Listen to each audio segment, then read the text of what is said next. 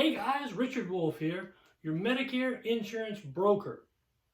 I wanted to come to you for a few minutes and give you my quick rundown of the Medicare system and how it works once Medicare kicks into place for you. Excuse me. So when does Medicare start, Richard? Well, Medicare will become your health insurance program when you either turn 65, because now you're eligible for Part A and Part B, or if you get Medicare early because you were disabled and had Social Security disability for 24 months, then Medicare starts. Now, a caveat to that is that you can defer your Part B of Medicare till later if you have group insurance currently through a company that you're working for or through a spouse who is currently working. That's a little bit longer conversation we'll come back to later. But let me give you the big overview look at what Medicare does for you and how it helps you from a health insurance standpoint. First off, I'm going to be referring to the Medicare New Book 2020 that you probably got in the mail, or you're going to soon get in the mail because it's about time to turn 65, I can imagine. Woo-hoo! Happy birthday early. You basically have three major options once Medicare comes into the picture. Option one is going to be Medicare, Part A and Part B. You'll get a little red, white, and blue Medicare card, have your ID number and dates Part A and Part B started. And this is going to cover right at about 80% of your health insurance costs, both hospital and medical. Does not include Part D. That's a separate entity. We'll talk about that in a minute. On a monthly basis, most likely you won't pay for Part A because you more than likely paid into the Medicare system for 40 quarters or 10 years while you were working. But you will pay a premium for Part B of Medicare. Now this premium, as well as the Part B deductible, is guided by Medicare themselves. When I first started, right at 9 years ago, the Part B premium was $99. Now for 2020, it's up to $144.50. So $144.50 a month, and Medicare is going to cover 80% of your health care costs. Well, Richard, you said 80%. What about the 20? Let me show you. So if you get admitted into the hospital, that's up on the floor, you're going to be there for more than 24 hours, need 24-hour care from a nurse, you're going to incur, the first part of Medicare's cost is going to be a $1,404 deductible. Now, let's remember a deductible is what you pay before the insurance company starts paying. In this case, it's Medicare. So that $1,404 is going to cover you for the first 60 days that you're in the hospital. Now, you may only be there for 2 days or 10 days, but that $1,400 covers you for the hospital cost. Think of like the hotel, right? And that's a 60-day period. So if you come out of the hospital in a week, but then go back in 2 months after 60 days has elapsed, you're going to pay that deductible again when you're readmitted to the hospital. Keep that in mind. Part B is going to be your medical services, the doctor costs, the surgery costs, anesthesia, medicines, therapies, testing, lab work. That falls under the medical. In that case, you'll have a $198 deductible per year to pay. And then it's going to drop to 20% of what the Medicare approved amount is. So if it's $100, you'll pay $20. If it's $1,000, you'll pay $200. Okay? That's your medical Part B coverage. So, Richard, how much could that be possibly? Well, we don't have a crystal ball. It's the one thing I don't get when I was trained on how Medicare works. But we can probably reasonably expect that what's been happening the past few years should continue to happen the same as long as we're taking care of ourselves, doing kind of the same things we are, but we still don't know. Cancer could strike, heart attack could hit us, stroke, Alzheimer's, Parkinson's, any number of chronic illnesses or different things could come at us, right? So we really don't know. But the point is, how are these costs going to play out for you? So if all you have is Medicare and that's it, you're going to pay those costs out of pocket as you go throughout the year. Well, Richard, that could get expensive. You're right, it could. How do I cover those? Well, you have option number 2 I talk about is a Medicare supplement. Medicare supplement is going to be managed by a private company. You pay a company a premium every month to cover some or all of these deductibles and co-insurances that Medicare doesn't pay, the 20%, right? This is where we get into the alphabet soup of Medicare supplements. There's A's, there's C's, there's F's, there's G's, L's, K's, all kind of different plans.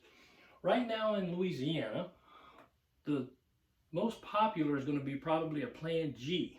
Not to mention for 2020, Medicare changed the rules and said no one can get a Plan F, but they can get the G's, K's, L's. Previously, people could buy a Plan F plan.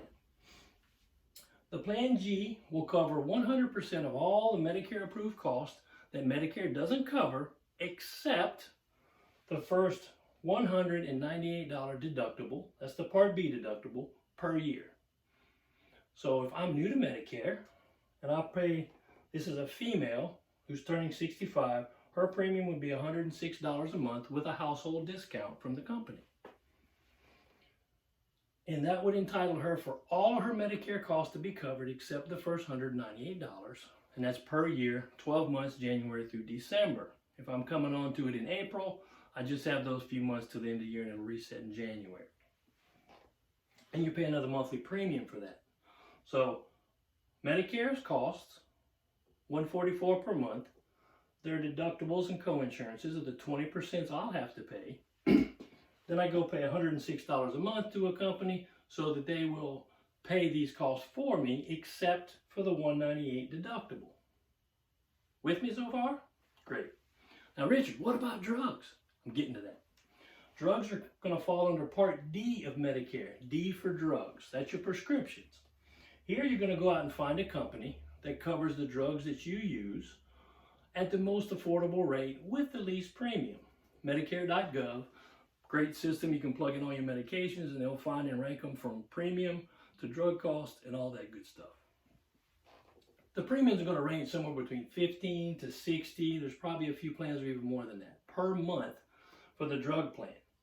And then when you get your prescriptions at the pharmacy, they're going to be somewhere between $5, $15 for generics, maybe even $47 to $100 or more for your name brand drugs. And some of these plans will have a deductible of anywhere from $200 to $400 per year. And then they'll start paying the lower costs. So that's the prescription part.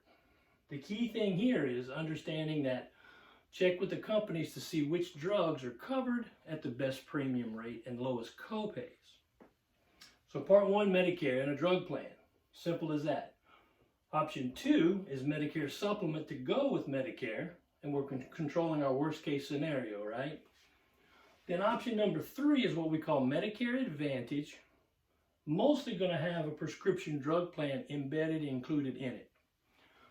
Now, this whole Medicare options piece, you can find on page 6 of the Medicare New book, but more specifically, the Medicare Advantage definition is going to be on page 55 of the Medicare and New 2020 book.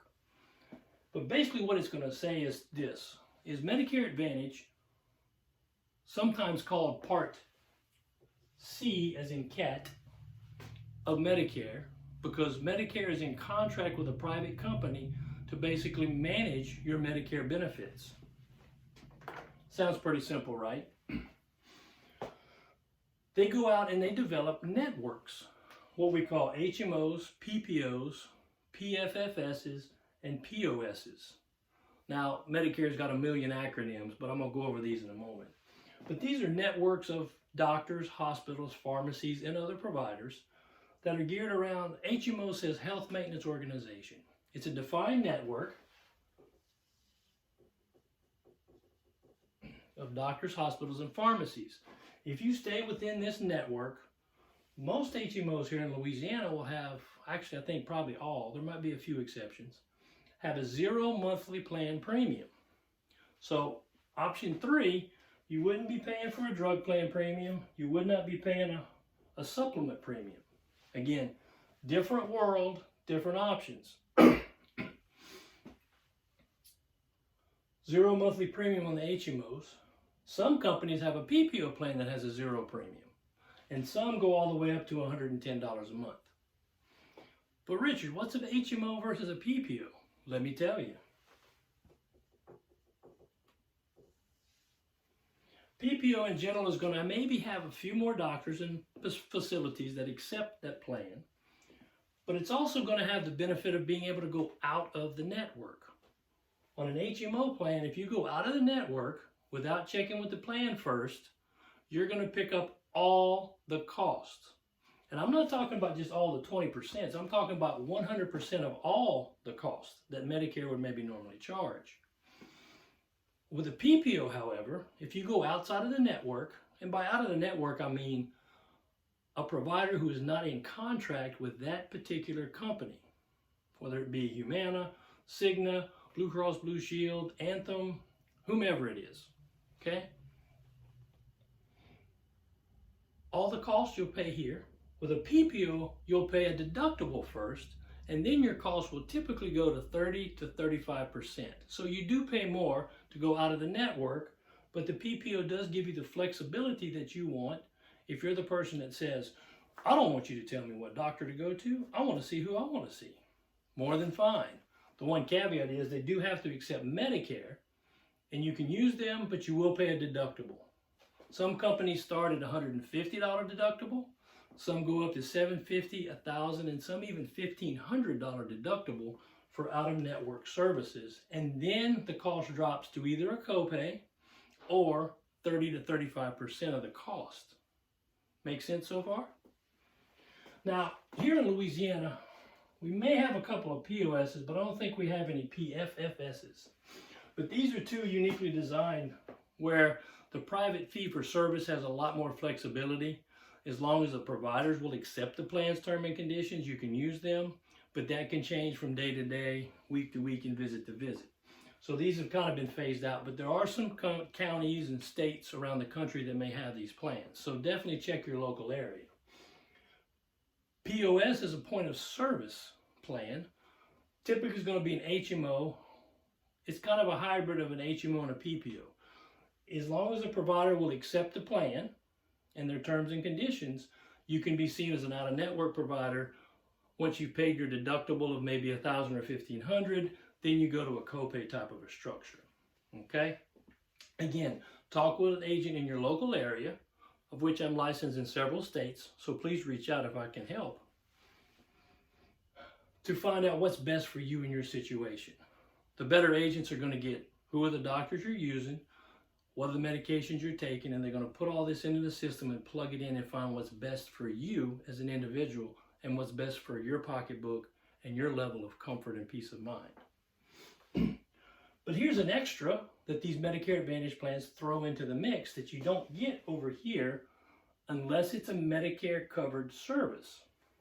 You get some dental benefit, some vision benefit, some over-the-counter benefit, also health club benefit, and some plans will have transportation benefits as well. Dental and vision, well, that's great, Richard. It is great. But again, be careful to check each company and each line of business, because everyone's going to work it a little differently. Many of your HMO plans are going to have dental and vision benefits, but it's going to be very network driven. You'll get the benefit of maybe 2 cleanings a year and 2 or 3 or 4 extractions per year at half price, but only if you use the network of providers that they're in contract with. If you go to your own dentist and they're not in network, you're going to pay all the costs and you will not get reimbursed in most cases. Here in Louisiana, there is a company that does their dental and vision as a reimbursement type of a style. So you can see whomever you want, copy of the bill, send it to the company, and they'll reimburse you up to, say, $500 or $250, depending on the benefit. Okay? Over-the-counter medicine. You may take some vitamins, fish oil, vitamin D, calcium, multivitamins, Band-Aids, cotton swabs, toothpaste, toothbrushes, knee braces, all kinds of stuff. You can get that through the company, either through a catalog, or some may have some local vendors you can use. Most of the time it's best just to call them on the phone, make your order, and they mail it to you in the mail. Then you get a health club membership. This incentivizes you to stay healthy, right? Go walk on a treadmill, lift a few weights, take some exercise classes if they're available. Again, no cost for these extra benefits at all. And in some will even give you transportation trips to and from the doctor's offices if need be. So this is my 30,000-foot view of how Medicare works and what your Medicare options are once you turn 65 and now are eligible for Medicare. Now, in a lot of cases, people will switch and leave group coverage and go into Medicare and have a better, lower out-of-pocket cost for a monthly cost as well as your long-term cost. In some cases, you may come up and pay a little bit more on a monthly basis, but you're going to have a much lower $198 deductible versus maybe a $2,000 or $3,000 or $5,000 when you had it work. Just depends on the situation. Again, that's where it's going to be really critical to talk to a local agent who knows your area, and or a local agent that's willing to do the work to find out what your best needs are. As an example, myself, I work and I'm licensed in several states, but I can certainly go online and find out what are the networks, what are the best plans in your area. Medicare.gov is a great resource to go and plug in your information. It'll tell you what plans are best from a cost standpoint and possibly even a network standpoint in your particular area. Again, my philosophy when it comes to the Medicare world and just basically insurance in general is we need to ask a lot of questions, sit down and really get all the information of what you're trying to achieve. Am I willing to pay $3,000 or $4,000 a year out of pocket? Well, I can afford that much. Okay, we can look at a different plan for you opposed to the guy who says, look, I don't want to pay anything to anybody. I'll pay a higher monthly premium if I can just keep it easy and simple. No problem. That's an option for folks. But we don't know those answers until we sit down and ask a lot of questions. So that's where I'm really coming from today, to give you a high-level overview of how Medicare works and let you begin to think about this process and then reach out to a local agent. Again, I'm here, Richard Wolf, doing local seminars here in Louisiana, and I work in other states as well, Texas, Ohio, Indiana, Florida, and I'm going to be looking to get licensed in other states as well. So if you've come across my video, you think I've given some value, some good education, reach out to me. I'll have my contact information below and find out if it's something we might can work together, and I can help you figure out your situation and find the best solution for your particular needs right now, today, and hopefully into the future as well. Thank you so much. I hope this has helped and educated you a little bit. If you got any comments or questions, please reach out to me. I'll have my contact information below. Have a great night.